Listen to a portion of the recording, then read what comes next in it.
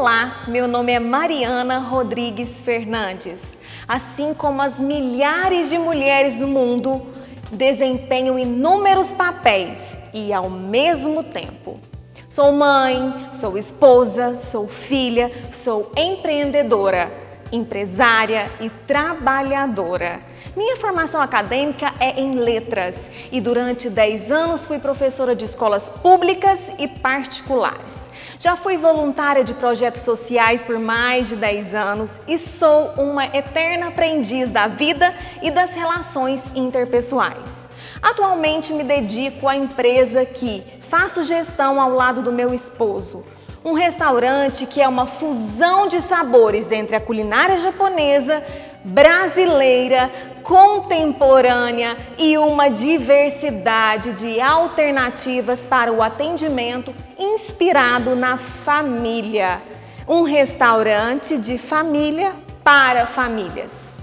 Por essa apresentação rápida, você pôde perceber o quanto minha trajetória é de envolvimento e dedicação, característica da maioria das mulheres e que requer muitas competências e habilidades que precisam ser desenvolvidas, e é sobre isso que eu quero falar com você hoje. Deixá-las conscientes de todas as nossas possibilidades como mulheres. Hoje venho tratar de um tema bastante comentado na atualidade, mas bem complexo de ser vivido na prática, porque demanda uma visão holística, uma visão do todo, da realidade e das tomadas de decisões assertivas. O protagonismo feminino, começando com a etimologia da palavra, protagonismo vem do grego, protos significa primeiro, principal, e agonistes, que significa competidor, lutador. Olha como tem tudo a ver com as mulheres. A mulher vem de um histórico muito catastrófico de conquistas. O próprio Dia Internacional das Mulheres é uma data traumática de dor, de guerra, de preconceito. E apesar de tudo isso, de todo esse passado, as mulheres continuam conquistando seus espaços e de forma sábia, inteligente, cuidadosa. A princípio, quando lemos esse título, a atriz principal da própria história, parece redundante ou mesmo nos traz estranhamento. Afinal, a história é minha. Como não ser a atriz principal? Sim, há muitas formas de viver como coadjuvante da própria história. E não estranhem, isso é muito comum. Protagonismo é um termo muito usado no teatro, no cinema, nas novelas, para designar personagens principais de uma encenação. A protagonista da sua própria história é tomar as rédeas do seu destino, é ter fé em si mesma, é acreditar que nós somos as únicas responsáveis por nossas vidas, nossas conquistas e nossos resultados. Portanto, se você não está feliz com seus resultados, com as suas conquistas, com a sua vida, tenha consciência que a única responsável por tudo isso é você mesma. A única que pode transformar toda essa trajetória é você mesma. Você é livre para criar o seu presente e construir o seu futuro. Essa é a oportunidade de vida. Para tudo na vida existe um caminho. Vamos criar um caminho do protagonismo feminino. Primeiro ponto para construir o caminho do protagonismo é a fé em si mesma. Se você não acreditar, não é possível. Assim como não é possível você ficar musculosa e em boa forma se eu for para a academia no seu lugar. Impossível. Existem papéis intransferíveis. Existem crenças e ações que não podemos delegar aos outros. Só cabe a nós mesmas. Segundo ponto para construir o protagonismo, busca constante por conhecimento. E em vários âmbitos, o conhecimento de si mesma. Você se conhece? Você conhece quais são as suas reações diante das circunstâncias? Você sabe diferenciar personalidade forte de teimosia e birrinhas tolas? Você tem noção do que você precisa mudar? Quais hábitos são prejudiciais para o seu desenvolvimento?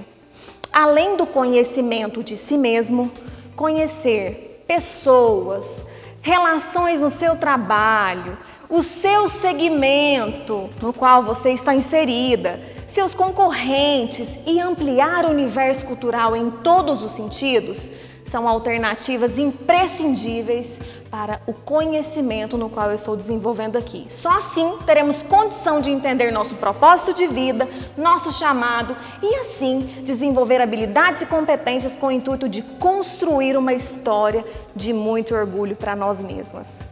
Vou te contar um trecho da minha história como empreendedora e te mostrar o que é enxergar oportunidades de negócio usando os seus conhecimentos a seu favor. Eu estava trabalhando como professora em escolas públicas particulares. Trabalhava de manhã, trabalhava à tarde e à noite, para que pudesse ser melhor remunerada e atingir minhas metas de vida, também me proporcionar uma vida com qualidade, como sempre sonhei.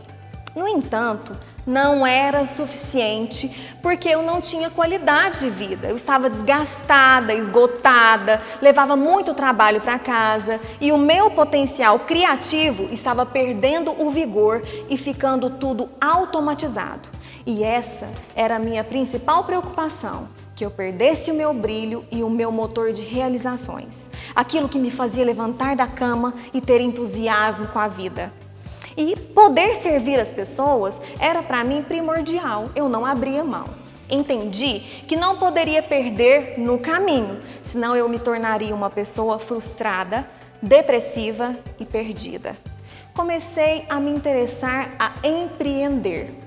A priori, pensei em algo no caminho da estética. Eu gostava e notava que as pessoas gostavam também dos meus talentos nessa área, da maquiagem, cabelo, unhas. Então pensei num centro estético e já me empolguei com o nome. Desenhei um projeto arquitetônico, o nome era A Flor da Pele. O que vocês acham? Eu adorei.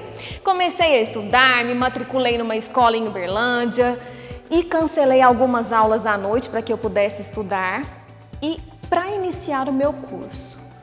Fui até o segundo período. Nesse meio de tempo, enquanto eu estava fazendo o curso, apareceu no meu Facebook um convite de amizade de um colega meu de escola lá da quarta série. Comecei a conversar com ele no Messenger e aí ele me cativou. Tinha os mesmos objetivos de vida que eu, nos conhecemos melhor, nos encontramos, começamos a namorar e eu descobri que ele tinha umas vivências muito maravilhosas com a culinária japonesa. Mas tinha abandonado a arte de trabalhar com alimentos naquele momento. Ele estava trabalhando numa imobiliária do padrasto. Estava bem acomodado e nesta ocasião ofereceu para fazer na casa da mãe dele alguns pratos para que eu pudesse experimentar. Entendi que essa também seria uma forma de me conquistar. Aceitei o convite e me deparei com um sabor nunca degustado até então. Vi qualidade, vi arte, vi sabor e aquela miscelânea de sentimentos me consumiu. No mesmo exato momento eu disse, precisamos abrir um sushi bar em Araguari, que seria um diferencial numa cidade como Araguari, Minas Gerais, de 120 mil habitantes, ainda tinha apenas um sushi bar, eu entendi que teríamos muitas oportunidades. No entanto, ele me achou muito ousada. Ele estava muito acomodado naquela imobiliária. Demonstrou que também era um sonho dele e falou que um dia poderíamos, quem sabe, abrir. Esse foi meu ponto-chave. Desisti do meu projeto da Flor da Pele e parti rumo ao Japa, ao restaurante, outro segmento que inclusive tinha muito preconceito antes, porque meu pai fazia salgados para vender, ralava muito e ganhava muito pouco. Mas com a maturidade entendi que como o meu pai fazia de procrastinar era por medo de ousar e ficar endividado, porque ele sempre foi muito rigoroso com honestidade, mas fez tudo isso uma prisão para ele mesmo, o que não fez com que ele saísse do lugar com um ramo. Retornando à história do Japa, nos meus tempos vagos eu passava pelas ruas buscando local, até que encontrei, ao lado do único concorrente da cidade, na época. Todos achavam uma loucura, mas deu muito certo. Acreditamos com todas as nossas forças, dedicamos na reforma do cômodo, que era simples e pequeno, e atendia 10 mesas com 4 lugares cada mesa. Não fizemos divulgação na inauguração, publiquei apenas na minha página do Facebook. Convidei meu círculo de amigos, de pessoas das escolas, mas foi o suficiente para manter nosso estabelecimento lotado todos os dias, graças a Deus.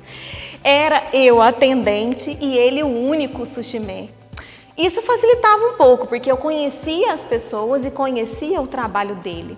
Assim fomos conquistando clientes dia a dia.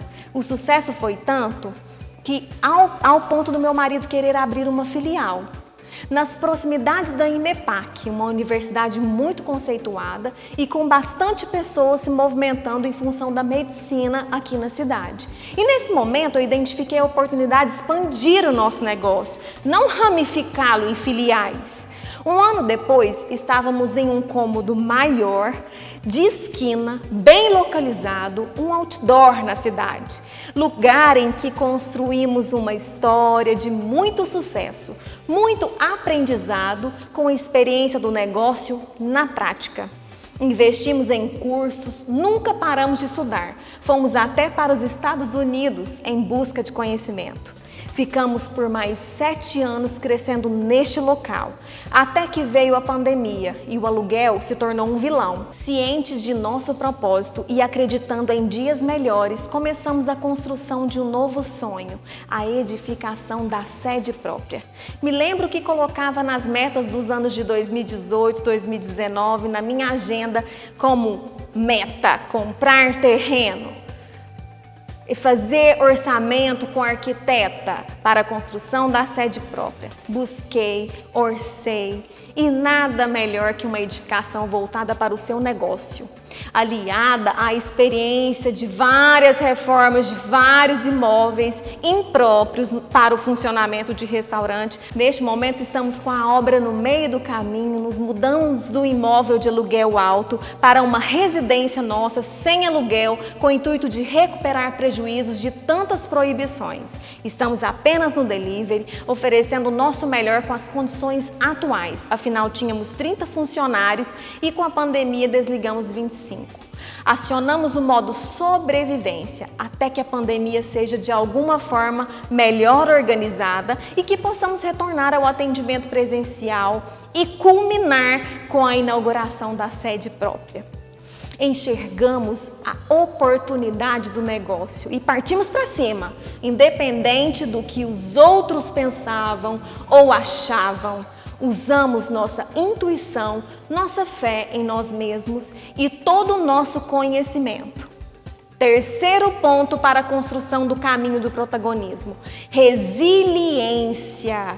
Peça-chave em tudo na vida. Precisamos aprender a ter a humildade da água, que percorre todos os caminhos e se transforma em cada ambiente, porque respeita o espaço do outro e assim vai construindo um caminho de paz, apesar de passar por muitas pedras e de encontrar muitas impossibilidades e obstáculos pelo caminho. Ela vai perpetuando, não desiste e acaba passando de uma forma ou de outra. Conhece a expressão água mole em pedra dura, tanto bate até que fura.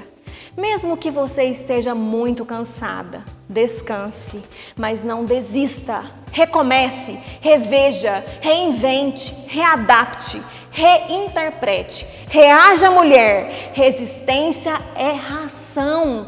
Resiliência é ação. Não adianta pensar que estar em casa deitado no sofá te trará resiliência de transformação. Você só vai atingir o ápice do protagonismo se estiver agindo, fazendo alguma coisa. Na inércia, parada, não é protagonismo e nem tem chance de você ser bem-sucedida. Aliás, tem grande chance de você ficar frustrada. Vou trazer mais exemplos relacionados às minhas experiências. São ilustrações reais do meu recado para vocês. Aos 12 anos de idade, eu tinha muita energia. Muita mesmo. Meus pais trabalhavam muito e eu ficava solta entre a minha casa e a casa dos meus avós. Eu cantava na igreja e participava ativamente das ações que a igreja empreendia e promovia. Próximo à igreja existia um asilo de idosos, São Vicente de Paula. Fiz amizades e lá comecei a me tornar voluntária. A irmã que cuidava de todas as tarefas do local me delegou a tarefa de ler para os internos. Eu escolhia livros e traduzia as histórias para muitos idosos. Eles gostavam muito de mim e me esperavam para poder escutar as minhas histórias e para que eu os ajudasse nas tarefas simples, como subir na cadeira de rodas, ir até o local de refeição, se alimentar. Até aí nada demais. Onde está a questão deste momento crucial? Eu nunca tinha lido um livro na minha vida. Eu aprendi a ler na escola, mas não tinha despertado nem o gosto e muito menos o hábito pela leitura. Quando enfrentei essa dificuldade de ter que ler para outra pessoa, nossa, que dificuldade! Nem eu entendia o que eu estava lendo. Mas insisti. E não faltava, nunca, mesmo doente, eu ia. Não recebia nada em dinheiro, nem me fazia diferença, nem fazia falta. O valor daqueles momentos são registrados para sempre em minha memória. Até que foram mais de 10 livros e muitas histórias partilhadas e conversas olho no olho e aprendendo com as irmãs a servir sem medo, sem vergonha e a cuidar e ter estômago forte. Aprendi a fazer crochê, costurar, limpar, pintar, trabalhar com flores e muitas outras artes de grande importância na vida de todos. Estava servindo a comunidade e aprendendo valores nobres da humanidade, fraternidade, sabedoria com os mais experientes, uma questão muito importante para reflexão. Eu sou filha única, meus pais mais velhos sempre tiveram boas intenções em me privar. Eu queria trabalhar nessa época, mas meu pai não deixava. Sempre falava, vai estudar, menina! Mas eu não tinha um rumo para estudar. E na escola, onde eu estudava, muitas áreas em que eu tinha dificuldade, eles me pediam para estudar. Aliás, esse é um grande equívoco da educação, focar nos pontos fracos do aluno e não nos pontos fortes. Talvez, se eu tivesse trabalhado antes no processo da escola, a minha leitura ou perder o medo de falar em público, porque apesar de muitas facilidades, eu enfrentava essas dificuldades psíquicas, psicológicas de falar em público. E como professora, sempre busquei trabalhar com este foco, em descobrir os pontos fortes dos meus alunos.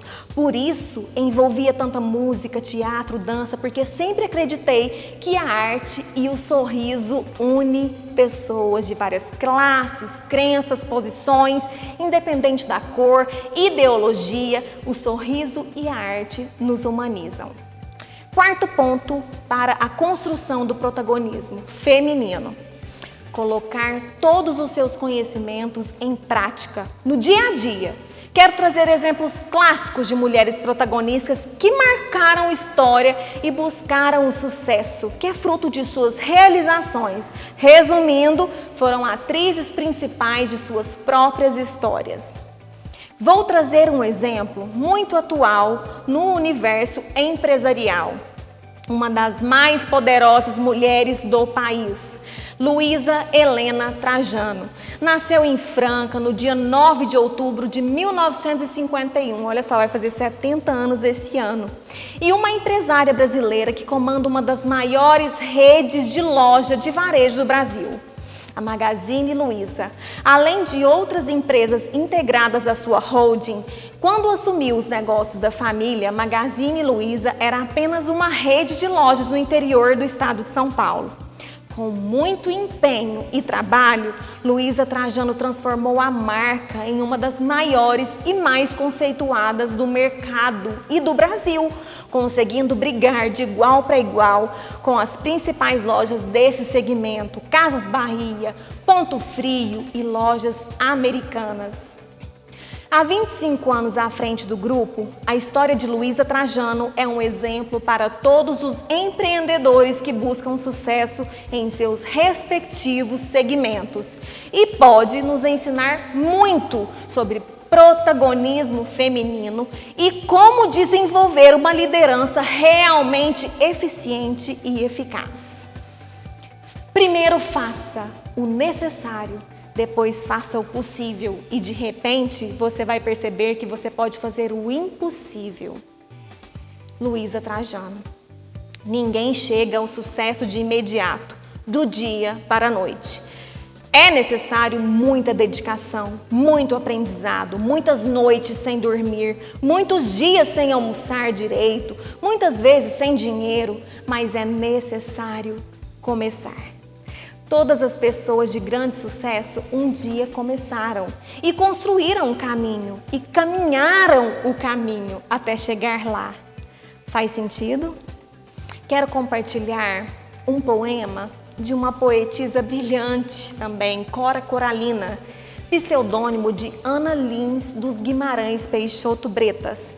Foi uma poetisa e contista brasileira considerada uma das mais importantes escritoras brasileiras. Ela teve seu primeiro livro publicado em junho de 1965, quando já tinha quase 76 anos de idade, apesar de escrever seus versos desde a adolescência. Olha só, mulher simples, doceira de profissão, tendo vivido longe dos grandes centros, alheio a modismo literário, produziu uma obra poética rica em situações cotidianas do interior brasileiro e, em particular, das ruas históricas de Goiás. O poema é Ofertas de Aninha. Eu sou aquela mulher a quem o tempo muito ensinou. Ensinou a amar a vida, a não desistir da luta, recomeçar na derrota, renunciar a palavras e pensamentos negativos, acreditar nos valores humanos, ser otimista. Creio numa força imanente que vai ligando a família humana numa corrente luminosa de fraternidade universal. Creio na solidariedade humana, creio na superação dos erros e angústias do presente. Acredito nos moços, exalto sua confiança, generosidade e idealismo. Creio nos milagres da ciência e na descoberta da profilaxia futura dos erros e violências do presente. Aprendi que mais vale lutar do que recolher dinheiro fácil. Antes acreditar do que duvidar. Quinto ponto e último para encerrar com chave de ouro a construção do protagonismo feminino. Seja feliz no caminho, no trajeto, não só nas realizações, não só quando você conseguir conquistar seus sonhos. Seja feliz sempre. A energia boa atrai energia boa. E assim a gente perde a infantilidade da criança que vai emburrada até a casa da avó porque está demorando e pergunta o tempo todo: já está chegando? E perde a paisagem bela do caminho. Um beijo enorme no seu coração. Espero que a minha história contribua com o crescimento e o empreendedorismo de vocês. Protagonismo feminino, eu tenho certeza que está no seu caminho, no seu coração. Obrigada a vocês que estão aqui no Reaja Mulher Digital e parabéns! A busca pelo conhecimento é o início de tudo. Um beijo para vocês e até a próxima!